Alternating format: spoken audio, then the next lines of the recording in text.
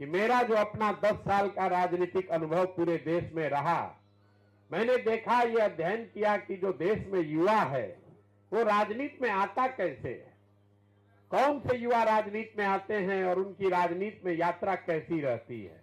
तो हमने पाया कि ऐसे युवा जिनके पिताजी, जिनके घर वाले बहुत बड़े घर वाले नहीं हैं, अगर आपके पिताजी विधायक, मंत्री, पहले से सांसद नहीं हैं, ऐसे युवा को जब राजनीति में आना होता है तो राजनीति में आने का मतलब आपके लिए है जो स्थानीय दल का कोई कार्य है तो खिंचा लिया, माला डाल दिया।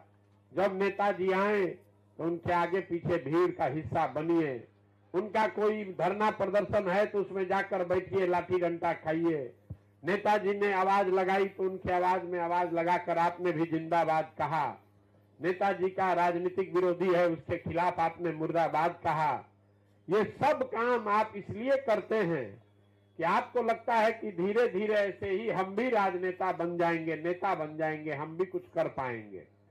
ज्यादातर लड़के 5-7 साल, 8 साल ये काम करते हैं।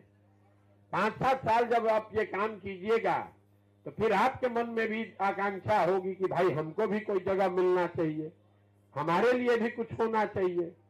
तो ज्यादातर लोग जो जब जिन नेताओं के साथ काम करते हैं, भैया हैं, चाचा हैं, जो भी हैं, जो भी आप नेताजी को कहते हैं, जब आप अपने लिए कुछ उससे मांगिएगा तो आपको पता चलेगा कि जगह तो पहले ही से अपने बेटा के लिए, भाई के लिए रखा है। आपको खूब पसंद करेगा, लेकिन आपको पसंद तब तक करता है जब आप उसके कार्यकर्ता हैं। जैसे ही अपने लिए कुछ मांगिएगा तो आपको किनारे कर देगा। तो बहुत सारे लोग 5-7 साल मेहनत मजदूरी करने के बाद ये काम छोड़ के भाई हमको तो कुछ हो नहीं रहा है, चलो वापस चलो, अपना जो घर गृहस्थी में लगो। क्योंकि ये वो समय है जब आपको अपने जीवन को भी व्यवस्थित करना है। घर का, परिवार का, समाज का दबाव है कि अरे भैया पढ़ लिख लो, कुछ काम कर लो, रोजी रोजगार कर लो, खेती व्यापार किसानी कुछ करो, ये दबाव भी आप पर है। तो होता ये है कि जो 10 में 7 लड़के हैं, 6 से 7 लड़के, वो पारिवारिक सामाजिक दबाव में देखा कि भाई नेताजी भी कुछ नहीं कर रहे हैं, रोज माई बाबूजी से, भैया से भी झगड़ा हो रहा है, चलो छोड़ो सब नेतागिरी, अब चल के अपना काम रोजी रोजगार करते हैं। उसमें 2-3 लड़के ऐसे हैं जो एकदम दृढ़ प्रतिज्ञा है कि घरे चाहे मारा मारी हो जाए, कुछ हो चाहे न हो, हमको तो करना नेतागिरी ही है। तो किसी तरह जुगाड़ वगाड़ लगा के वो दल में कोई ना कोई संगठन में पद पा जाते हैं। छात्र विंग के सचिव बन गए, प्रखंड के युवा के अध्यक्ष बन गए, जिला में सचिव महासचिव बना दिया, आपको पैड वैड मिल गया। अब आपको लगता है कि अब हमारा नेतागिरी का रास्ता खुल गया। 2-4 महीना खूब मोछोस ऐंठिएगा, अरे भैया हम तो राजद के प्रखंड के युवा के अध्यक्ष हो गए। युवा को मिटा दीजिएगा, कहिएगा प्रखंड के अध्यक्ष है। अपने को बढ़ाकर बोलता है, सब बोलता है, आप भी बोलिएगा, कोई गलत नहीं है। लेकिन 2-4 महीना, 6 महीना जब पैड लेके घूमिएगा तो आपको एहसास होगा कि इसका कोई वैल्यू नहीं है। लेकिन आप 5-7 साल आप जिला में, प्रखंड में, पंचायत में घूमे हैं तो आपकी छवि चाहे कुछ हो, गांव समाज वाला समझने लगता है कि चालू पुर्जा लड़का है, इसका पंचायत में, अफसर में, नेताओं के साथ उठना बैठना है। तो जिसको भी सरकार में कोई दिक्कत हुआ तो वो आपके पास आएगा, ए बबुआ चलो ना हमारा ब्लॉक में जरा ये काम करा दो। फिर धीरे धीरे आप काम कराने लगते हैं। और वही ज्यादातर देखिएगा पान खाएगा, ब्लॉक में, पंचायत में, थाना में पदाधिकारी के साथ काम कराएगा, 100, 200, 400 रुपया मिलने लगता है। लड़के उस लालच में पड़ जाते हैं। तो शुरुआत की थी, आप नेता बनने गए थे, बन गए छुट भैया दलाल। निचले स्तर पर बहुत सारे लड़के नेता बनने के चक्कर में छुट भैया दलाल बनकर घूमने लगते हैं, उनका करियर खत्म हो गया। पान खाइए, कुर्ता पजामा पहनिए, अफसर भी सोचता है यही बढ़िया दलाली का काम करेगा, जो समाज में जिसका काम फंसा आप ही के माध्यम से वो पैसा लेता है। 2-4, 5 रुपया, 500, 1000 रुपया कमाने लगे, लोगों का जीवन उसमें बीत जाता है। कुछ 10 में 1-2 लड़के हैं जो समझदार हैं, उनको ये पता चल जाता है कि नेता लोग के पीछे घूमने से कुछ नहीं होगा, नेता के पीछे घूमने से कुछ नहीं होगा। जो 2-4 समझदार लोग हैं वही आप देखते हैं उन पार्टी या दल छोड़ के धीरे से पंचायती राज वाला व्यवस्था में घुस जाता है। वार्ड सदस्य लड़ गया, मुखिया लड़ गया, समिति लड़ गया, तो धीरे धीरे उसके लिए एक जगह बन गई। एक बार मुखिया बन गया, समिति बन गया, तो घर से भी दबाव खत्म हो गया, खाने जीने का, इज्जत का भी जुगाड़ हो गया। जो नेता है वो भी थोड़ा भाव देना शुरू कर देता, भैया मुखिया जी बन गए। तो 10 में 1-2 लड़के ही मुखिया, सरपंच, विधायक समिति वगैरह बन पाते हैं। जो मुखिया समिति प्रमुख वगैरह बन भी गया 10 साल मेहनत के बाद, वो भी आगे विधायक सांसद नहीं बन सकता है। कारण से कि जितना विधायक सांसद पहले से है, वो देखते रहता है कि कौन आदमी 2 बार से प्रमुख बन गया है, अब अगली बार इसको हराना है, नहीं तो फिर हमारे लिए खतरा पैदा करेगा। 3 बार का मुखिया बना कि मुखिया को उसी के दल का आदमी पहले हराता है कि जल्दी हराओ रे भाई, नहीं तो इस साला कल विधायक बन जाएगा। तो नीचे के जो लोग हैं, ये आपको कहानी इसलिए बता रहे हैं कि देश भर में हमने देखा कि अगर आपके पिताजी विधायक मंत्री नहीं हैं तो आपके लिए चुनावी राजनीति में आकर जगह बनाना बहुत कठिन है। यही वजह है कि जब हम बिहार में आए, हमने एक अध्ययन कराया कि पिछले 30 वर्ष में बिहार में कौन लोग सांसद और विधायक बने, चाहे जिस दल से बना हो, सबका नाम लिखवाए, तो पता चला कि पिछले 30 वर्ष में 1250 परिवार के लोग ही यहां विधायक सांसद बना है। हमको आपको लगता है कि एगो लालू जी का परिवार है, एगो रामविलास जी का परिवार है, ऐसा बात नहीं है। हर प्रखंड में 2-4 परिवार ऐसा है जिसका राजनीति पर कब्जा है। दल कोई रहे, नेता कोई रहे, जनता सोचती है कि कांग्रेस को उखाड़ दिए लालू जी को ले आए, लालू जी को उखाड़ दिए नीतीश जी को ले आए, नीतीश जी को उखाड़ दिए भाजपा को लाए। अभी आपको उदाहरण बताएंगे, आप किसी दल को ले आइए, नेता वही रहेगा, उसी परिवार का रहेगा। बिहार की आबादी है 13.5 करोड़, यहाँ 3.5 करोड़ परिवार के लोग रहते हैं, लेकिन विधायक सांसद सिर्फ 1250 परिवार के लोग ही बनते हैं। अब आपको उदाहरण एक देते हैं भाजपा का, आरजेडी और क्षेत्रीय दल का उदाहरण देने का तो मतलब नहीं, वो तो सबको मालूम है परिवार का है। हम में से कई लोगों को लगता है कि भाजपा तो परिवार का पार्टी नहीं है। अभी देखिए, भाजपा के अध्यक्ष हैं, उप मुख्यमंत्री बने सम्राट चौधरी जी। एक उदाहरण से आपको बिहार के परेशानी का अंदाजा हो जाएगा। सम्राट चौधरी भाजपा के अध्यक्ष हैं, उप मुख्यमंत्री बने हैं। ये किसके लड़के हैं? शकुनी चौधरी जी के। जब बिहार में कांग्रेस का दौर था तो शकुनी चौधरी जी उसमें विधायक और मंत्री थे। जब लालू जी का दौर आया तो उसमें भी विधायक और मंत्री शकुनी चौधरी थे। जब नीतीश जी का दौर आया उसमें भी विधायक और मंत्री शकुनी चौधरी थे। जब मांझी जी मुख्यमंत्री बने उसमें भी विधायक और मंत्री शकुनी चौधरी थे। और आज अगर भाजपा का कुछ दम हुआ है तो उसको भी कोई साधारण परिवार का राजनीतिक कार्यकर्ता कुशवाहा समाज का नहीं मिला, उसको भी शकुनी चौधरी का लड़का ही मिला है। ये दुर्दशा, दल बदल गया। आप कांग्रेस को हराकर लालू को लाए, लालू को हरा के नीतीश को लाए, नीतीश को हराकर भाजपा को लाए, लेकिन परिवार वही है, शकुनी चौधरी का परिवार जिसका कब्जा बना हुआ है। इसी को तोड़ने के लिए एक पहला लक्ष्य है कि बिहार में 1 लाख बच्चों को, 1 लाख बच्चों को जमीन से चुनकर निकालें और उनको एकदम जमीन से चुनकर निकालने के बाद उनको प्रशिक्षित करें।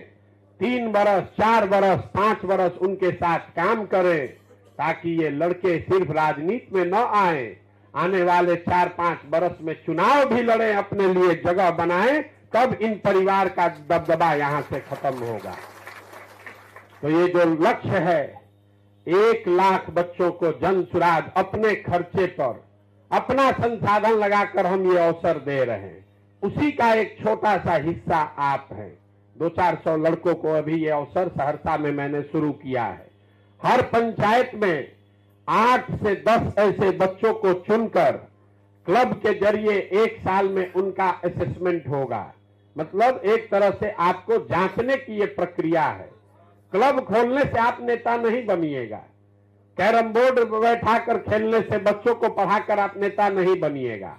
ये वो तरीका है कि 12,000, 15,000 की आबादी वाले पंचायत में कौन से ऐसे 7, 8, 10 लड़के हैं जो सामाजिक राजनीतिक तौर पर जागरूक हैं, जिनको अगर प्रशिक्षण दिया जाए तो उनमें पात्रता है, जिनको सिखाया जा सकता है, जिनको समान संसाधन व्यवस्था दे दें तो वो घर घर जाकर लोगों की मदद कर सकते हैं, अपने लिए राजनीतिक जमीन तैयार कर सकते हैं। ये जरूरी नहीं है कि जितने लोग क्लब खोले हैं ये सब आगे बढ़ जाएगा, लेकिन लक्ष्य ये है कि अगर 1 लाख बच्चों को ये अवसर दिया जाए और इसमें से अगर 10,000 बच्चे भी अच्छे निकल गए, इसी में से अगर 5,000 लड़के मुखिया बन गए, उससे बिहार सुधरेगा।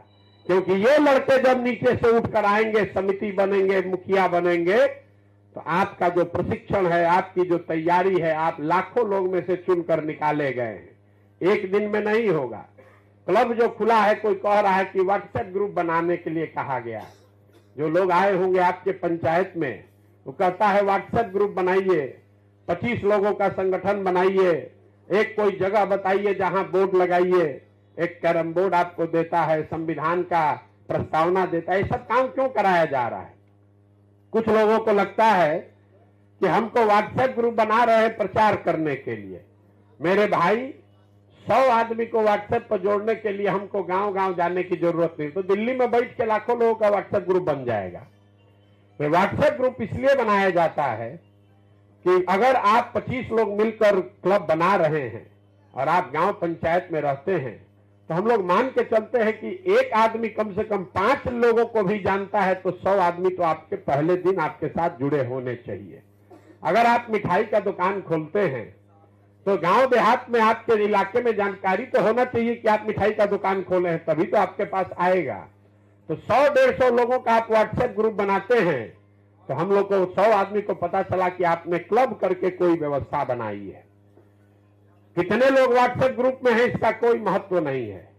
हम लोग पीछे ये देखते हैं कंप्यूटर पे कि आपने जो व्हाट्सएप ग्रुप बनाया उससे कितने लोग छोड़ कर गए। व्हाट्सएप ग्रुप में जो लोग छोड़ कर जाता है, तो हमको पटना में बैठे बैठे पता चलेगा कि आपके पंचायत में अगर आपके क्लब के व्हाट्सएप ग्रुप से 50 लोग निकल गए, इसका 2 ही वजह हो सकता है। या तो आपने ऐसे लोगों का नाम जोड़ा है जिसको आपने परिचय नहीं किया, जिसको बताया नहीं कि आप क्यों जोड़ रहे हैं, या फिर आप ऐसे व्यक्ति हैं जिसकी छवि गांव पंचायत में अच्छी नहीं है। क्योंकि अगर आप बदमाश हैं, लखेरा हैं, तो आपके व्हाट्सएप ग्रुप में कोई नहीं रहना चाहेगा। जैसे ही व्हाट्सएप ग्रुप में आप उसको जोड़िएगा, लोग धीरे से उससे निकल जाएगा। इसलिए जब व्हाट्सएप ग्रुप बनाते हैं तो उसको सक्रिय रखिए और कोशिश कीजिए कि उसमें 2 आदमी कम रहे, लेकिन जो रहे वो छोड़ कर न जाए। इसी तरीके से आपको एक कैरम बोर्ड भेजा गया है। कई लड़कों को लगता है कैरम बोर्ड से क्या होगा। ठीक बात है, आपको कैरम बोर्ड क्यों भेजे हैं, आपको बैडमिंटन बैट बॉल क्यों नहीं भेजे हैं? कैरम बोर्ड इसलिए भेजा जा रहा है कि किसी भी व्यवस्था को चलाने के लिए एक फिजिकल स्पेस की जरूरत है। हम आपके साथ बैठे हैं, यहाँ टेंट लगा है तभी तो बैठे हुए हैं। तो जो कैरम बोर्ड की व्यवस्था है, जो आदमी भी कैरम बोर्ड रख के 10 बच्चों के खेलने की व्यवस्था कर रहा है, चाहे वो बरामदे में करे, दलान में करे, घर में करे, कमरे में करे, हम लोग को जानकारी है कि भैया ऐसी कोई जगह टूटी फूटी ही सही कोई जगह है जहां 5-10 लड़के बैठकर कुछ काम कर सकते हैं। इसलिए कैरम बोर्ड भेजा गया है। कुछ लोगों को लगता है भैया कैरम बोर्ड भेजने से अच्छा, चलिए कोई बांटने आया है कैरम बोर्ड ले लेंगे। बहुत लड़के ये भी हमको आज कहते हैं भैया ऐसे तो आप कैरम बोर्ड और सामान बांटिएगा, तो बिहार में आदमी ऐसा सब लड़का चालू है, सब लेके भाग जाएगा, आपको लूट लेगा। बहुत लड़का यहाँ भी आया है, आपको लगता होगा अरे चलिए ना ये बांट रहे हैं, प्रशांत किशोर सामान ले लेते हैं, क्या कर लेंगे इनका, हम लेके भाग जाएंगे। अपने आप को हर व्यक्ति समझदार समझता है। आप भी अगर समझते हैं तो इसमें कोई बुरी बात नहीं है। लोगों को लग रहा है प्रशांत किशोर पगला गया है, बहुत पैसा ऐसा है, बांट रहे ट्रक के ट्रक सामान से, इनका बैट बॉल सामान वामान लेके भाग जाएंगे, उसके बाद क्या कर लेंगे, मन होगा तो करेंगे, नहीं मन होगा नहीं करेंगे। आप देखिए आपकी स्थिति क्या है।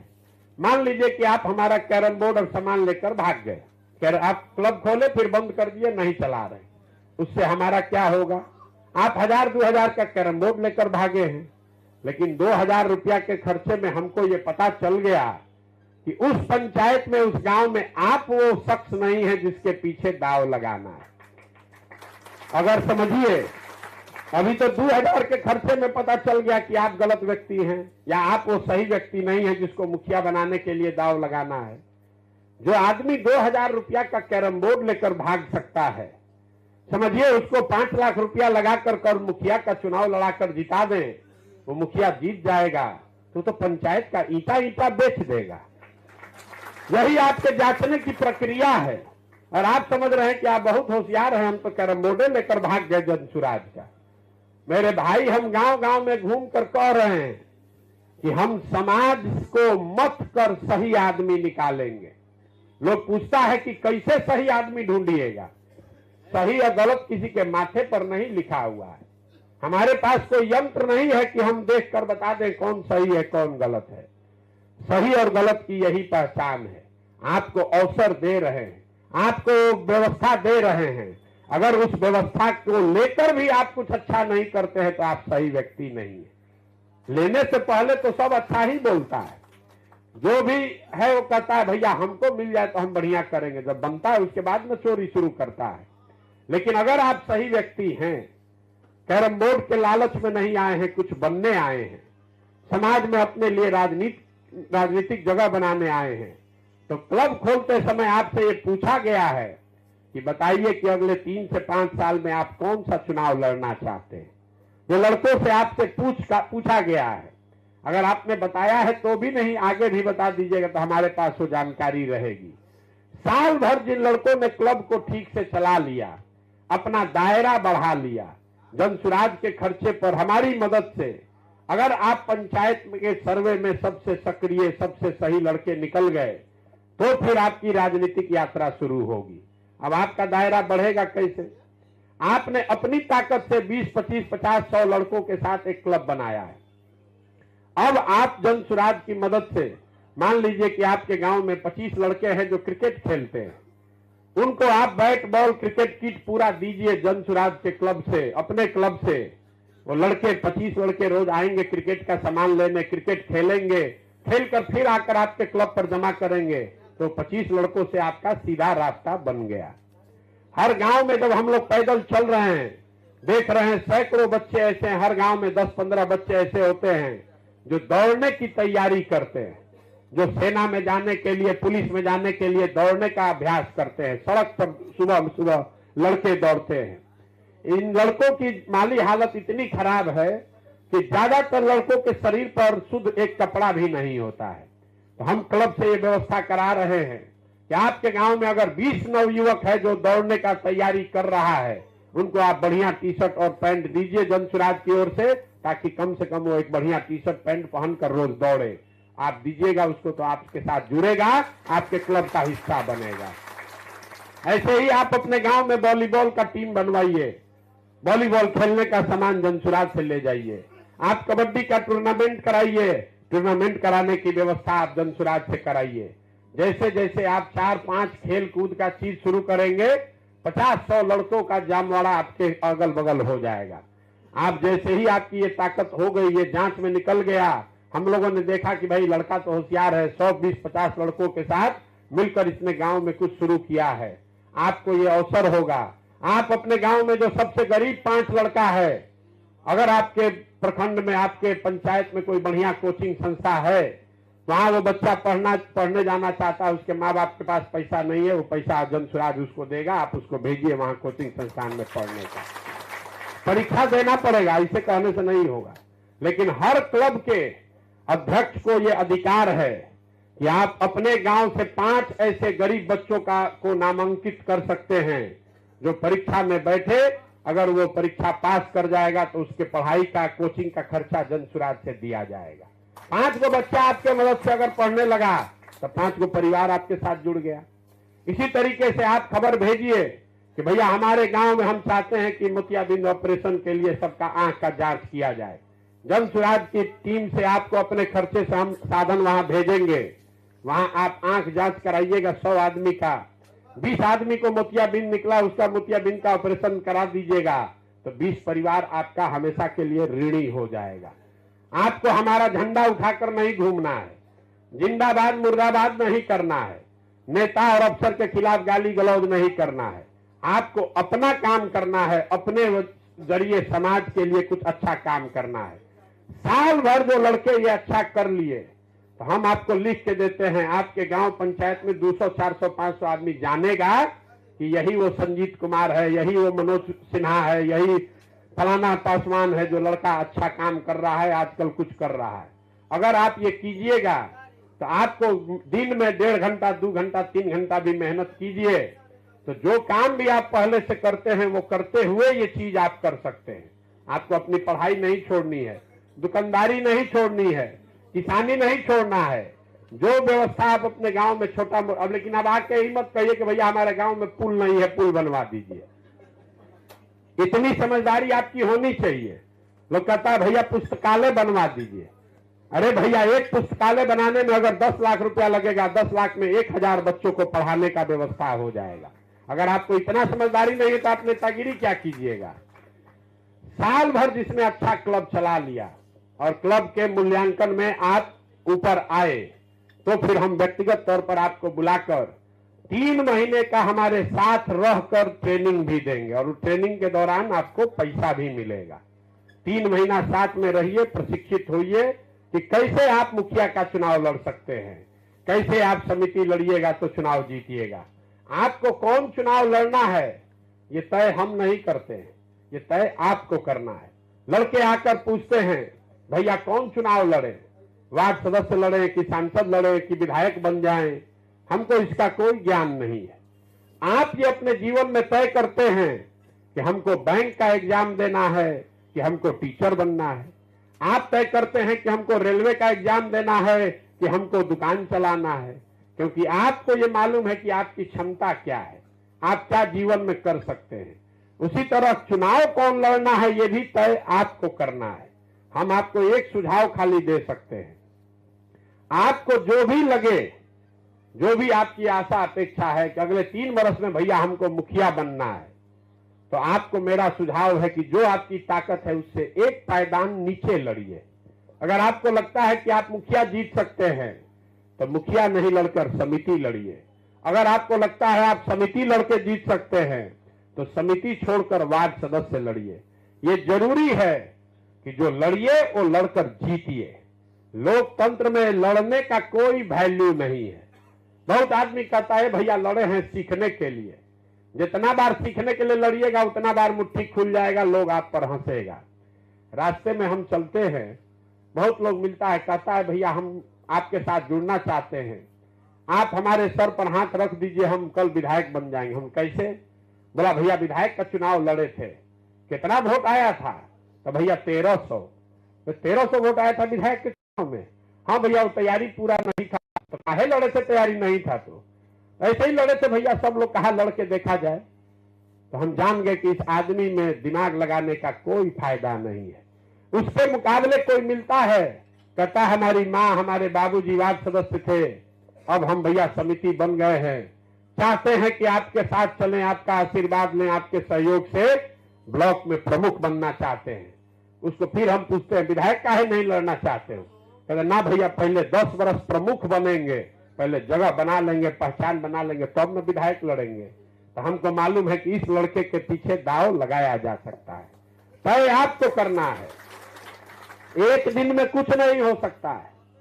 कई बार लड़कों को लगता है आज आए प्रशांत किशोर के साथ हाथ पकड़े या कल विधायक बन जाए। अरे भाई हमारे साथ सेल्फी खिंचा के अगर आपको नेता बनना होता, हमारे पास ऐसा कोई टॉनिक नहीं है कि हम आपको खोल के पिला दें और आप नेता बन जाइएगा। अगर हमारे पास ऐसा कोई दवा टॉनिक होता तो आपको पिलाए चाहे नहीं 2-4 बोतल अपने पी लेते, कल नेता बन जाते। ऐसा कोई उपाय नहीं है। जीवन में कोई काम आप 6 महीना में नहीं कर सकते हैं। जिस प्रशांत किशोर के बारे में आप सुनकर यहाँ आए हैं, हम एक दिन में यहाँ नहीं पहुंचे हैं, 20 बरस लगाए हैं। 10 बरस संयुक्त राष्ट्र संघ में, 10 बरस चुनाव का, तब में आप यहाँ आए हैं। नहीं तो हम यहाँ से गुजरते कोई हमको कुत्ता भी पूछता। 20 बरस मेहनत किए हैं तब पहुंचे हैं। कई बार गांव देहात में लोग बताते हैं, ए भैया आप तो कह रहे हैं 20 बरस 10 बरस मेहनत करना पड़ेगा। देखिए कल आए हैं मुखिया जी, कल तक कलकत्ता में ठेकेदार थे, आज आए पैसा खर्चा किए चुनाव जीत गए। मेरे भाई आपको नहीं पता है, वो भले मुखिया 2 बरस में 1 बरस में 6 महीना में बन गए, लेकिन ठेकेदार बनने में उनको 10 बरस एड़ी रगड़ना पड़ा होगा। 10 बरस से कम में जीतने का कोई उपाय नहीं है। आप 10 बरस से कम में डॉक्टर नहीं बन सकते हैं, इंजीनियर नहीं बन सकते हैं, बीडीओ सीओ नहीं बन सकते हैं, तो प्रमुख या विधायक कैसे 2 दिन में बन जाइएगा। लेकिन अगर 10 बरस ठीक से काम कीजिएगा तो ये भी आपको बता दे रहे हैं कि सही रास्ते से चलिएगा तो कोई बनने से आपको रोक भी नहीं सकता है, लेकिन रास्ता ठीक लेकर चलना पड़ेगा। आप अखबार में पढ़ते हैं, टीवी में सुनते हैं कि प्रशांत किशोर सलाह दिए मोदी जी को, ममता जी को, नीतीश कुमार को, ये लोग चुनाव जीत गया। हम तो उनको सलाहें न दिए होंगे, करना तो उन्हीं को पड़ेगा। आपको तो सलाह भी दे रहे हैं और संसाधन भी दे रहे हैं, लेकिन करना आप ही को पड़ेगा। अपने गांव में, अपने पंचायत में लक्ष्य रखिए कि साल भर में भैया आपको दिखा देंगे कि पूरा पंचायत में हमसे ज्यादा लोकप्रिय कोई लड़का नहीं है। जैसे ही हमको पता चलेगा हम अपने आप आपको आगे बढ़ाएंगे। नेता आपको कोई दूसरा आदमी नहीं बना सकता है, इस बात को गांठ बांध लीजिए। किसी के पीछे दौड़िएगा, और चाहे मोदी जी के पीछे दौड़िए, लालू जी के पीछे दौड़िए, कोई आपको नेता नहीं बना सकता है। नेता आपको आपका समाज बनाता है। एक बार आपका गांव, पंचायत, आपके छात्र, आपके साथी छात्र, आपके कॉलेज के लड़कों ने अगर आपको नेता मान लिया, 20 लोगों ने आपको अपना अगुआ मान लिया, तब कोई प्रशांत किशोर, कोई भाजपा, कोई लालटेन आपको आगे बढ़ा सकता है। लेकिन नेता आपको आपका समाज बनाता है। तो ये जो क्लब है, क्लब वो व्यवस्था है जिसके जरिए आप अपने समाज में पहले अपनी पहचान बनाइए, समाज में ये छवि बनाइए कि नहीं, ये लड़का है जो समाज के लिए, लोगों के लिए कुछ करना चाहता है, और वो करने में अपनी ताकत लगाइए और जन स्वराज की व्यवस्था से सहयोग लीजिए। आप ये मत समझिए कि अब आप यहां से जाइएगा, लड़के जाते हैं सुनने के बाद और आधा सुनते हैं आधा नहीं सुनते हैं, तो कल ले जाके फिर कहेगा रास्ता में मिलेगा, ये भैया आप कहे थे कि सब सामान मिलेगा, अभी तक समन्वय आईबे नहीं किया। हम बोले हैं कि भैया तुम 15 लड़का जो तुम्हारे यहाँ क्रिकेट खेलता है उसको, उसका टीम बनाओ, क्लब से जोड़ो और क्रिकेट खेलने का सामान जाएगा। तो पहला बात भुला गया कि 15 को लड़का जोड़ना है। दूसरा बात याद है कि भैया क्रिकेट का सामान नहीं आया। अरे सामान तब ना आएगा जब टीम बनाओगे। लेकिन लड़के क्या चाहते हैं, अरे भैया प्रशांत जी बोले थे कि जो कहिएगा वो सब सामान मिलेगा, तो मोतियाबिंद के लिए पहले डॉक्टर भेज दो, उसके बाद अब आप वहां पर जगिएगा। ऐसा नहीं होता है। आपके लिए ये प्रक्रिया बनाई गई है, ये देखने, जांचने, परखने के लिए कि आप में सही में वो जज्बा है कि नहीं। कि अगर आपके पास ये सुविधा है, अगर आप चाहे तो अपने गांव में स्वास्थ्य शिविर लगा सकते हैं। लगाने में आपका खर्चा नहीं लगेगा, वो जन स्वराज लगवाएगा, लेकिन स्वास्थ्य शिविर ऑर्गेनाइज करने की व्यवस्था तो आपको करनी पड़ेगी। आपके पास ये सुविधा है कि आपके गांव पंचायत में अगर 5 बच्चे हैं जो आपको लगता है कि भैया पढ़ने में बहुत होशियार है, इसका माँ बाप के पास पैसा नहीं है, उसको हमसे जोड़िए, जन स्वराज से जोड़िए कि भैया ये बच्चा है जिसको कोचिंग बगल में मिल जाए तो ये अच्छा नंबर आएगा। लेकिन वो खोजना तो आपको पड़ेगा। अगर आप खोजिएगा नहीं तो पहले से आपके पास पैसा हम भेज दें, ये संभव नहीं है। यही पूरी व्यवस्था है। आप अपने हिसाब से अपना जीवन बनाइए, अपनी पहचान बनाइए। प्रशांत किशोर जिंदाबाद मत कीजिए, हमारे नाम का झंडा बैनर लेकर मत घूमिए, किसी के झगड़े लड़ाई फसाद में मत पड़िए। किसी ने कहा नेता कैसे बनेंगे, पहला सवाल पूछा। नेता बनने के लिए झगड़ा लड़ाई धरना करने की जरूरत नहीं है। नेता बनने के लिए पैसा का जरूरत नहीं है। नेता बनने के लिए सबसे पहला और सरल काम है, जिस समाज का भी आप नेता बनना चाहते हैं, सबसे पहले अपने आप को उस समाज के लिए उपलब्ध कराइए। रात दिन उसको लगना चाहिए कि कोई परला हरला मरला में अगर एक जरूरत पड़ेगा तो ये लड़का हमारे साथ यहाँ मिलेगा। इतना ही आप कीजिए, देखिए सब लोग कैसे गांव देहात में आपको मानने लगेगा। लड़के आके कहते हैं भैया हम काम नहीं करा पाए, यहाँ सड़क नहीं बनवा पाएंगे तो नेता कैसे बनेंगे। अरे भाई जब आप सड़क बनाने की स्थिति में पहुंच जाइएगा तो आपको जरूरत क्या है, तो जीतिएगा तब ना सड़क बनाइएगा, अपने से कैसे सड़क बना दीजिएगा। लेकिन सड़क नहीं है, ये बात बताने के लिए, उसकी आवाज बनने के लिए आपको सिर्फ अपने आप को उपलब्ध कराना है। हम अभी किसका मदद कर रहे हैं, हम किसी का मदद नहीं कर रहे हैं, लेकिन गांव गांव पैदल जाकर उसकी बात को सुन रहे हैं ये बता रहे हैं कि अच्छा भाई तुम्हारा दुख दर्द देखने आए हैं, इसीलिए तो लोग जुड़ रहा है। हम कहाँ किसका सड़क बना रहे हैं कि पुल बना रहे हैं। तो अगर आपको नेतागिरी करनी है, आर्थिक तौर पे आपकी स्थिति मजबूत हो न हो, आप में से किसी का ये नहीं पूछा गया है कि आपकी जाति क्या है, कि आपके बाबूजी क्या करते हैं। हमारी उसमें कोई रुचि नहीं है। हमारी रुचि उन लड़कों में है जो बिहार में व्यवस्था बदलना चाहते हैं, जिनको इस बात से शर्म आती है कि जब हम लोग बिहार के लोग बाहर जाते हैं तो चाहे हम यादव हैं कि कुशवाहा हैं कि पंडित हैं कि दलित हैं, सब बिहारी कहकर गाली सुनते हैं। जिनको वो स्थिति बदलनी है और जो इसमें कुछ योगदान करना चाहते हैं, अभी तक उनके पास प्लेटफॉर्म नहीं था, विकल्प नहीं था। आपके पास ये प्लेटफॉर्म है, विकल्प है, इससे जुड़िए, कंधा लगाइए। ठीक लगे तो इसमें आगे बढ़िए, और न ठीक लगे तो जो कैरम बोर्ड सामान कपड़ा उपड़ा मिला है लेकर भागिए, उससे कोई बहुत दिक्कत